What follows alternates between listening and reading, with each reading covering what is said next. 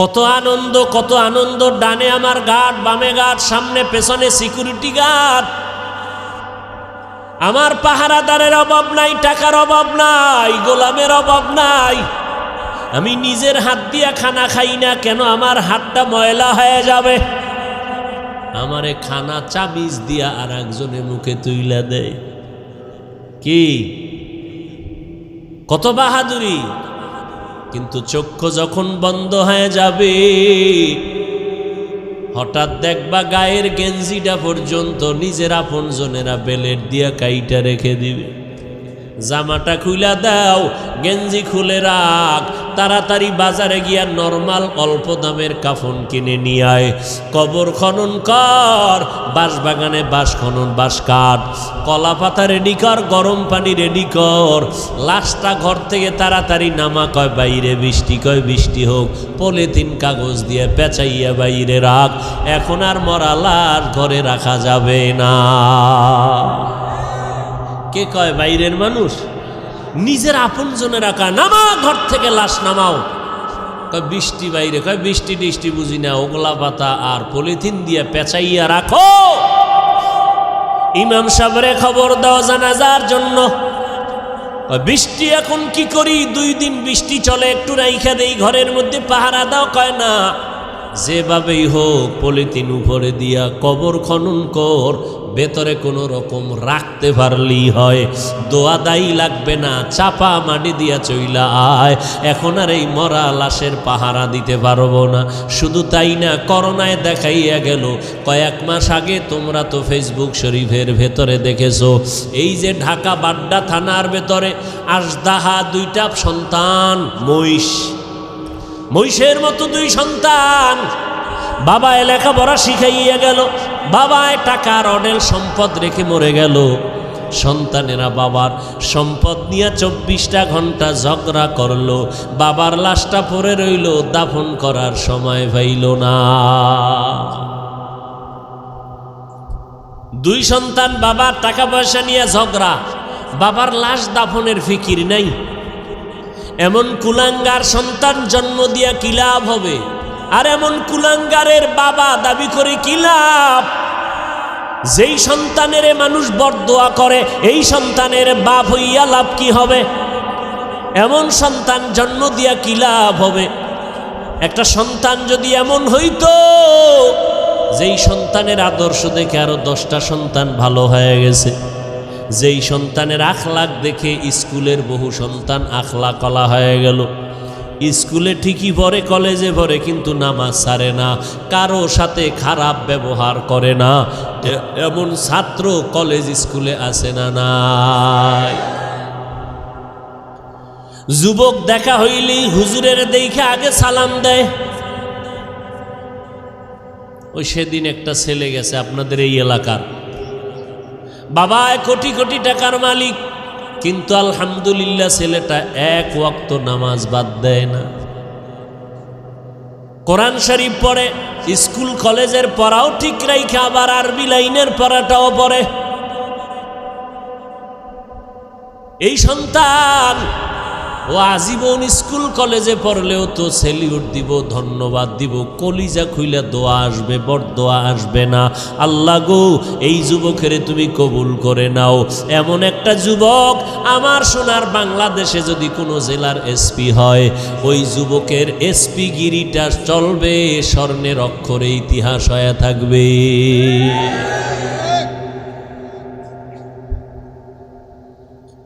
আল্লাহ পাক বলেন, আমি মুমিনদের চাই বিনা হিসাবে জান্নাত দিতে, কারণ একটা সেকেন্ড হাসরের মাঠে দাঁড়ানোর ক্ষমতা কারো হবে না। আর যারা গুণমুক্ত হইয়া তওবা নামের দরজা দিয়ে ঢুইকা কবরে যাবি রে বান্দা, কিয়ামতের ময়দানে আল্লাহ ডাকবে না, আয় সূর্যের গরম মাথায় লাগাইস না, সইতে পারবি না। আমি আল্লাহর ডাইন পার্শ্বে নূরের তৈরি আরশে আজিম, ওই আরশে আজিমের ছায়ায় গিয়া তোরা আশ্রয় নে। একটু পরে মোহাম্মদ যাবে জান্নাতের তালা খুলতে।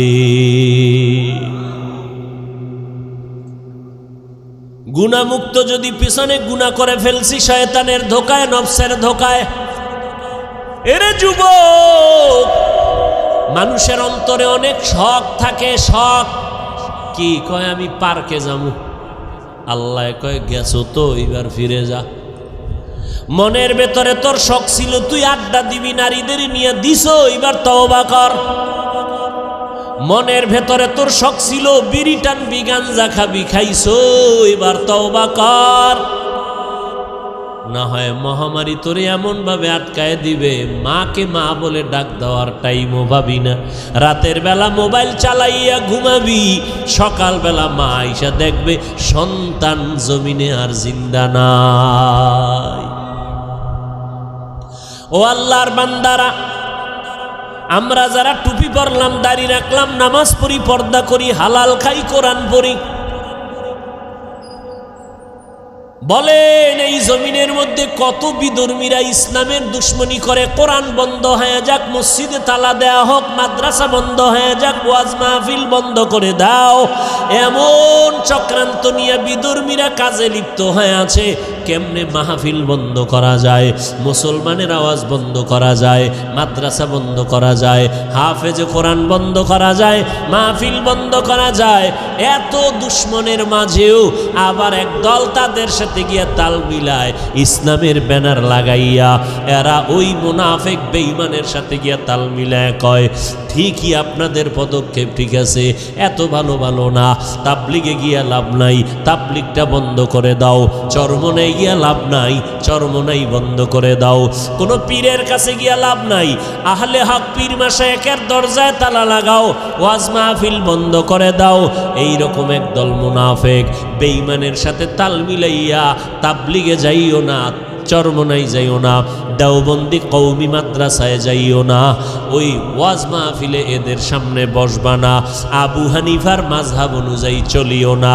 এই রকম বলনেওয়ালা অন্তর খারাপ মানুষ আছে না নাই? আমি বলি ভাইজান আপনি কেন এগুলো বলতেছেন? ঠিক আছে আমি মূর্খ,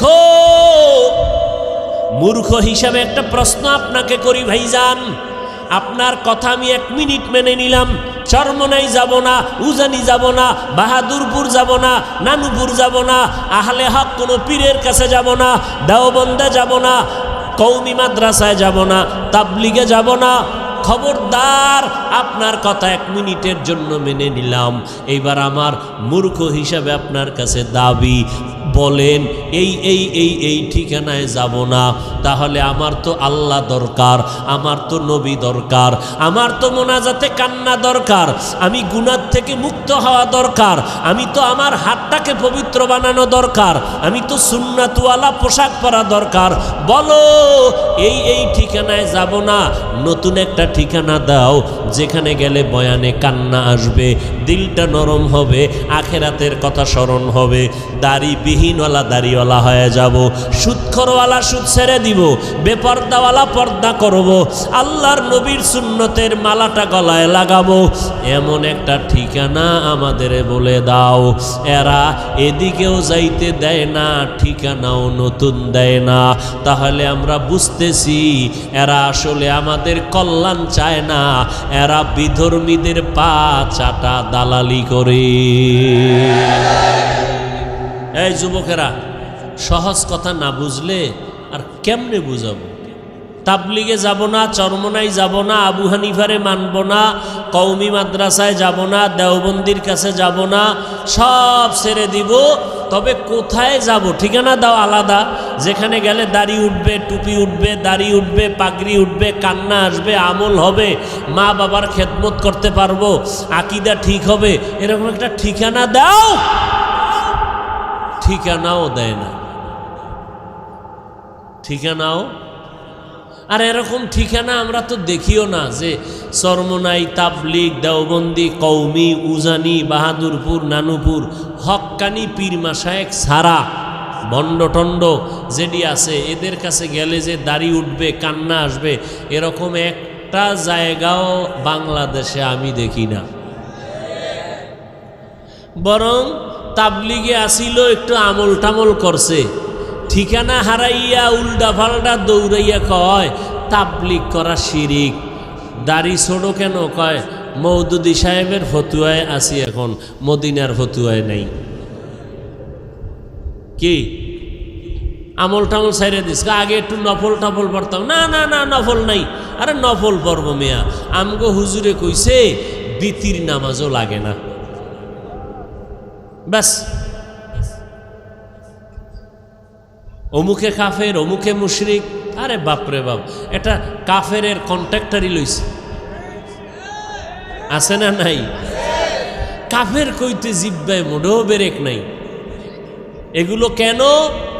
আল্লাহর ভয় অন্তরে না থাকলে এগুলো হয়। আরে আমরা আমগো বিপরীত লাইনে যারা আমগো খালি গালি দেয় মোহাব্বতে বিসমিল্লা সারা, পাঁচকল্লি ছিঁড়ে ফেলে দাও, এটা মুসলমানের টুপি না। এইভাবে বলার পরেও আমরা কখনোই অশালীন কথা বলি নাই, বলছি। অথচ আমাদের বড় বড় ব্যক্তি যারা বুজুর্গ, এদের নাম নিয়ে নিয়ে আহা কি বলবো, আল্লাহ হেদায়াত দান করুন। সব ভেজাল থেকে মুক্ত হওয়ার একটাই মাত্র পথ। কি পথ? গেছে, ভুলে গেছে। কি? তওবা করে আবার তওবা ভাঙ্গিলাম, অবশেষে খাঁটি তওবা করিলাম, অবশেষে খাঁটি তওবা করিলাম। সকলেরই দরজা হইতে ফিরিয়া আপনারও দরজায় রইলাম পড়িয়া। আপনি যদি মাফ না করেন বান্দারে, বলে না আপনার বান্দা যাবে কার দ্বারে। আল্লাহ বলেন, বান্দা তওবা ভঙ্গ করেছ, আবার কর, আবার কর, আবার কর। কারণ আমি তওবাকারীকে কেমন ভালোবাসি জানো নি রে বান্দা?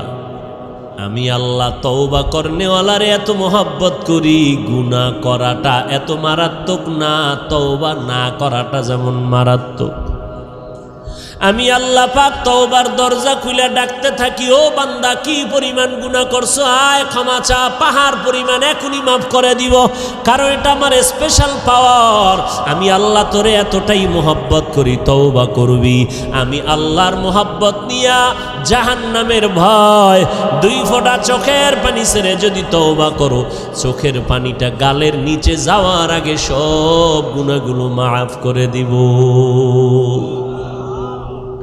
ও আল্লাহর বান্দা, যুবক ভাইরা, বৃদ্ধ বাবাজিরা, পর্দার আড়ালের মা বোনেরা, আজ আমরা টুপি মাথায় দিলাম, আল্লাহকে দেখি নাই, নবীরে দেখি নাই, কোরআন পড়ে দেখলাম, হাদিস পড়ে দেখলাম, আজও পর্যন্ত কোরআনের একটা ভুল কেউ বের করতে পারে নাই, পারল নি।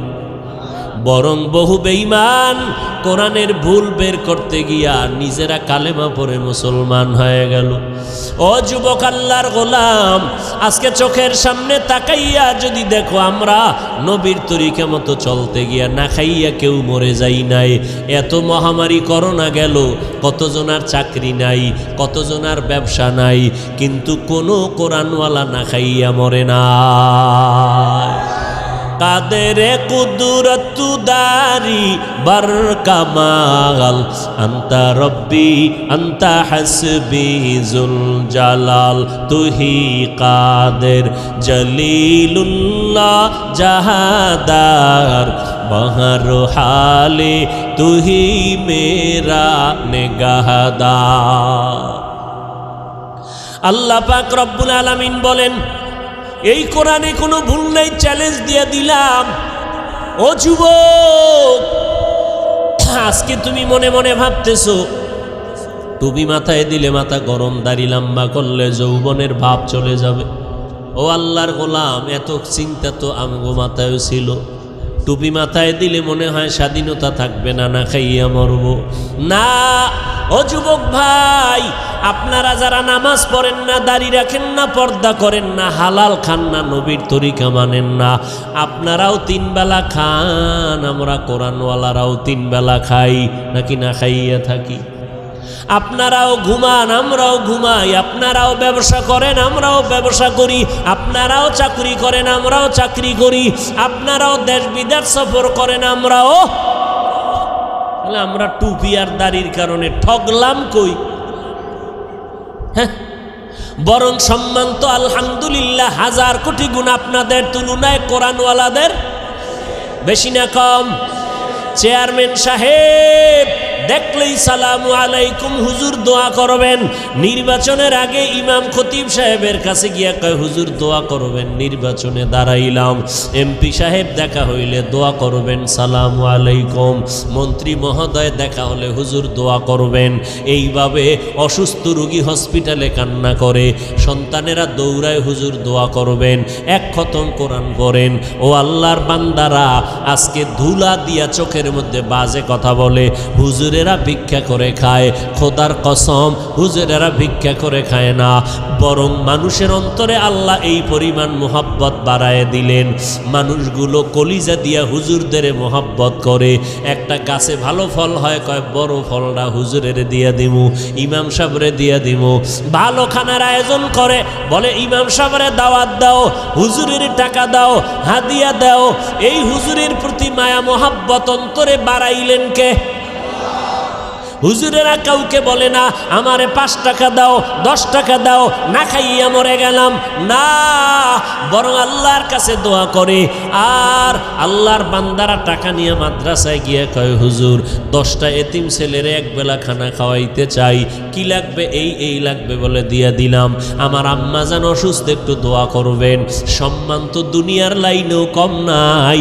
এত দুশ্মনের মাঝে কোরআনওয়ালা টুপিওয়ালারা যদি এত সম্মান পায়, আখেরাতের ময়দানে একক ক্ষমতা থাকবে আমার আল্লাহর। ও বান্দা বলো, সেই দিন কোরআনওয়ালার সম্মান কেমন হবে? এগুলো বুঝানোর কোনো ভাষা নাই। এরে নবীর উম্মত, এ কোরআনওয়ালার দাম কত? জীবনে মাদ্রাসায় পড়ে নাই, তাবলীগের সময় লাগাইছে।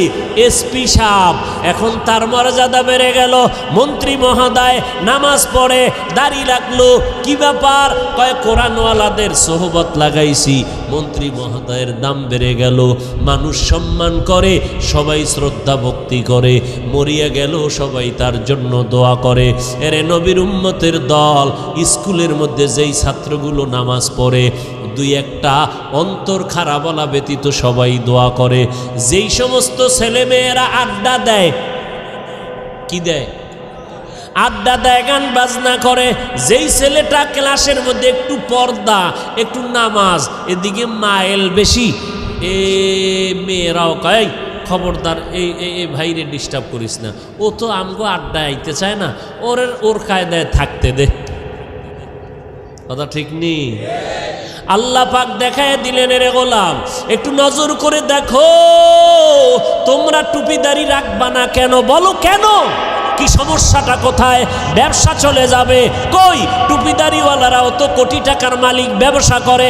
তুমি কেন বলবা টুপিদারি রাখলে নবীর তরিকায় চললে পারি না? স্বাধীনতা কই? নবীর তরিকাওয়ালাদের তো স্বাধীনতা নষ্ট নাই, যেখানে সেখানে বেড়াইতে যায়, সফর করতেছে, কোনো দিক থেকে তো পেছনে নাই। তুমি কেন নবীর তরিকা মতো চুলটা রাখবা না, দাড়িটা রাখবা না, পর্দা করবা না? এবার আসো আর একটা লাইনে তাকাও।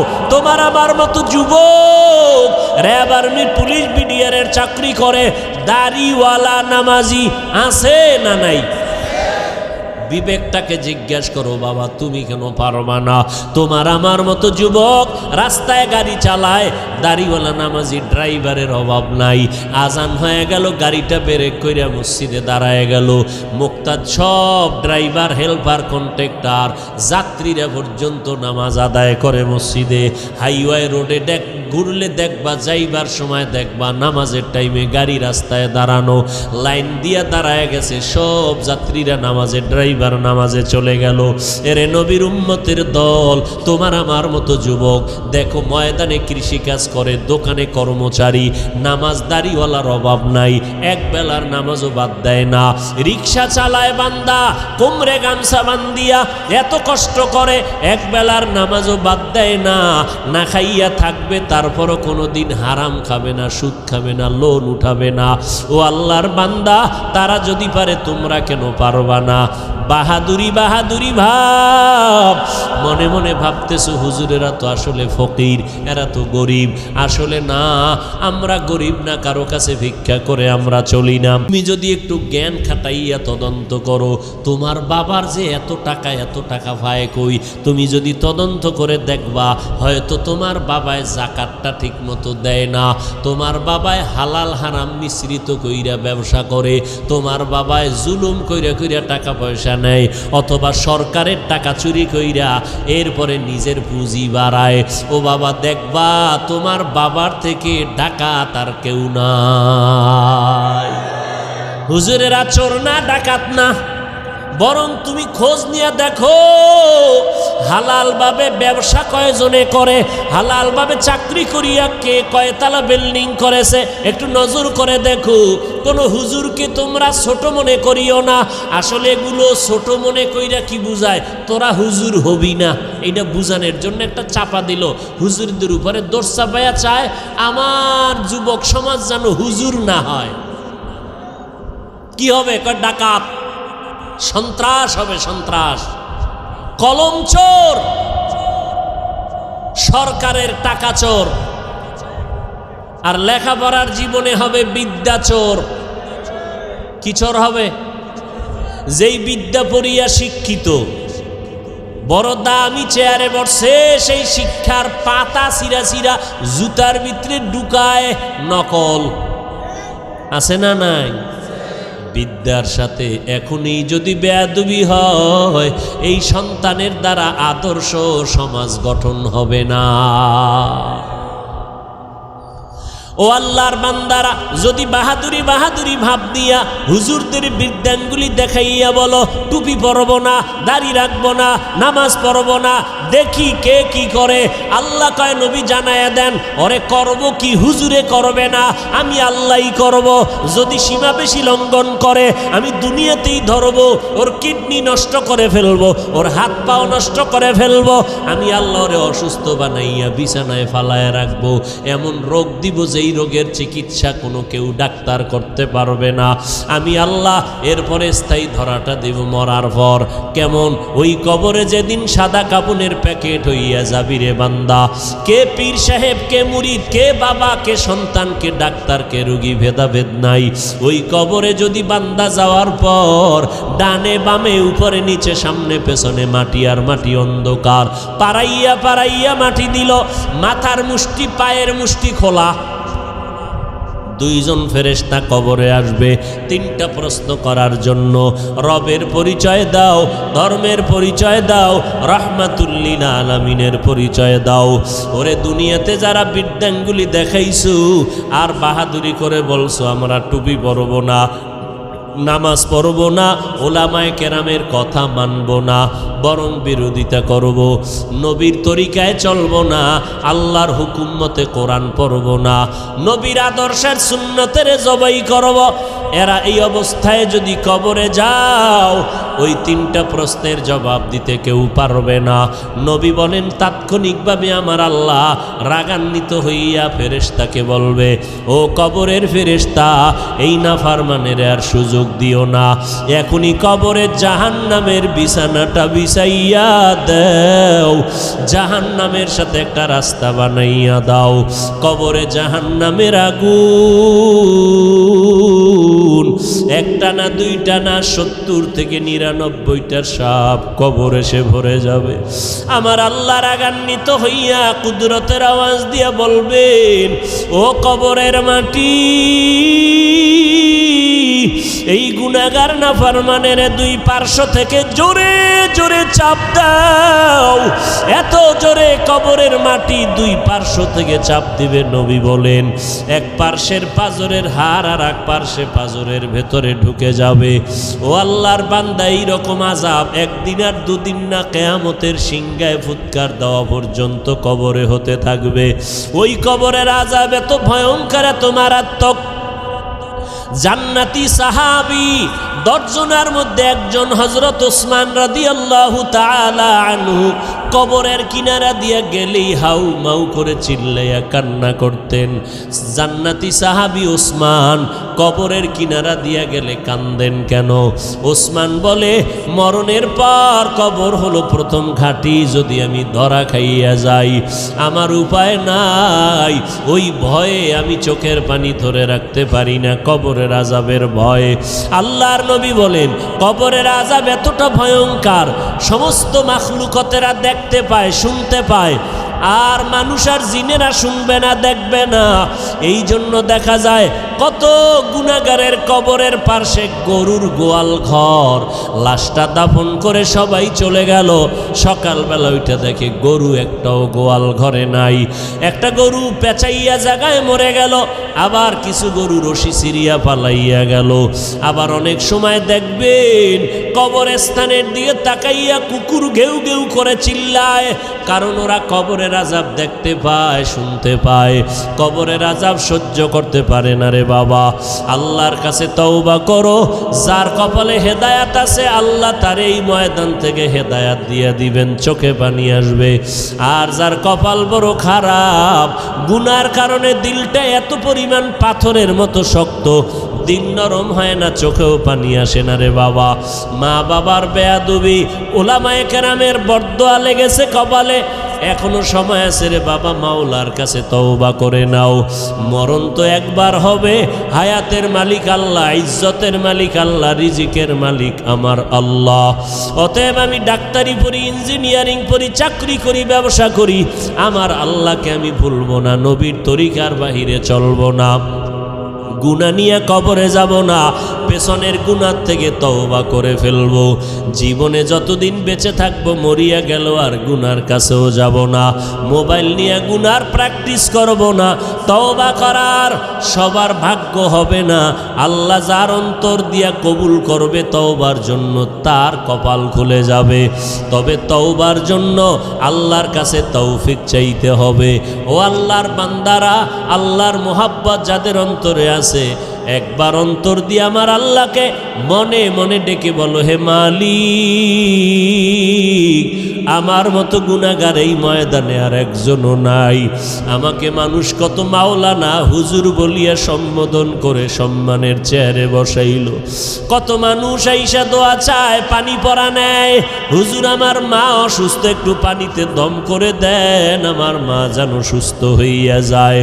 ওরে কত মানুষ সম্মান আর ভক্তি শ্রদ্ধা করিয়া দোয়া নিল, অথচ আমি আমার আমল নামার দিকে তাকাইয়া দেখলাম আমার মতো গুনাহগার এই ময়দানে আর কেউ নাই। গুনার কারণে আমার হাত না পাক, আমার চোখ না পাক, আমার জিহ্বা না পাক, আমার অন্তর না পাক। ও আল্লাহর বান্দা, তওবার নিয়ত করো, আল্লাহর কাছে বলো, হে আল্লাহ, এই ময়দান থেকে তওবা ওয়ালা নসিব করিয়া ফিরাইয়া দেন। আর জীবনে নামাজ ছাড়বো না, বেপরদায় চলবো না, মা বাবারে কষ্ট দিব না, ওলামায়ে কেরামের বিরুদ্ধে যাব না, দেশ ও জাতির বিরুদ্ধে কোনো ষড়যন্ত্র করব না। যাদের অন্তরে কোনো নেফাকি নাই, দুর্বলতা নাই, অন্তর পাক্কা নিয়ত তওবা করার মতো, তাদেরকে অনুরোধ করে বলবো, আল্লাহর মোহাব্বতে খাঁটি তওবার নিয়তে দুটো হাত আল্লাহকে দেখাইয়া দেই। আয় আল্লাহ, আমাদের হাতগুলো কবুল করে নেন, তওবা কবুল করে নেন, তওবার উপরে মজবুত হইয়া চলার মতো তৌফিক দান করেন, আমিন। সব মুমিনদেরকে তওবার কথা বললেন, বেদিনদেরকে বললেন না কেন? বিধর্মীদেরকে বললেন না কেন? বলে জান্নাত শুধু মুমিন পাবে, অন্যরা পাবে না। আর মুমিনরা যেহেতু জান্নাত পাবে, আর জান্নাতটা আমি বিনা হিসাবে দিতে চাই, অতএব বিনা হিসাবে দিতে হলে গুনাহমুক্ত করা লাগবে। আর মুমিনরাই জান্নাত পাবে, বিনা হিসাবে পেতে হলে গুনাহমুক্ত লাগবে। আর গুনাহমুক্ত করার পথ কি? পথ কি? তওবা। তওবা নামের সাবান লাগাও, তাহলে আর কোনো গুনাহের গন্ধ থাকবে না। গুনাহের থেকে তওবা করো। আর এই তওবার অবস্থা তৈরি করার জন্য উলামায়ে কেরামদের মজলিস। তওবা কি হঠাৎ করে কেউ করতে পারে? একজনে বিড়ি টানেই টানে, এ অজে আসার আগেও বিড়ি, মোনাজাতের পরেও বিড়ি। কথা ঠিক নেই? তাহলে এই লোকটাকে যদি বলি এক্ষুনি বিড়ি ছেড়ে দাও, পারবে? বলে তওবার পরিবেশ তৈরি করার জন্য উলামায়ে আহলে হকের সংস্রব লাগবে, মজলিসে বসতে হবে। বসলে তখন তাদের নেক নজর পড়বে, আল্লাহর রহমত আসবে, গুনাহ থেকে তওবা করার অন্তর তৈরি হয়ে যাবে। সোহবতে সালেহ তোরা সালেহ কুনাত, সোহবতে তালে তোরা তালে কুনাত। মাইকলা কই?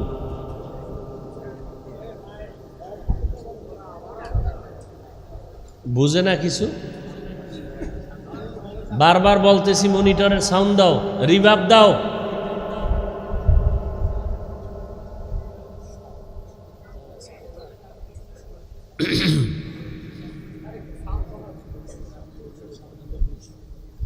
আল্লাহ ওয়ালাদের সোহবতে গেলে নবীজি বলেন মুর্দা দিল জিন্দা হয়। কি দিল জিন্দা হয়? জোরে খান। খারাপ লাগতেছে? ঘুমাইবেন? বাঙালির ঘুম আছে?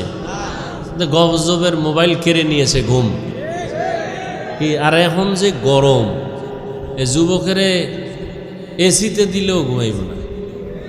হে আরো আরামে বলবে আমার মোরা খাবারটা ঠিক মতো হবে। ঘুমায় না, ঘুমাইব ফজরের পর, তাহাজ্জুদ পইরা এরপর ঘুমাবে। আল্লাহ হেদায়াত দান করুন। তাহলে মোবাইল চালাইয়া কত রাত কাটাইলি রে যুবক?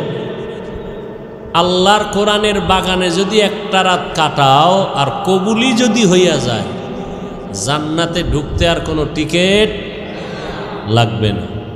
এজন্য আল্লাহ ওয়ালাদের সোহবতে মজলিসে বসা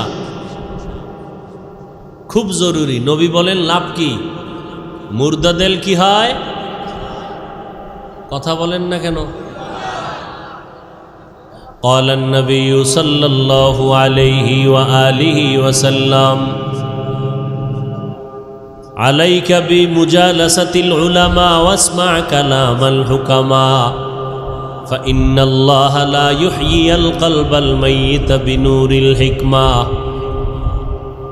كما يحيي الأرض الميتة بوابل المطر।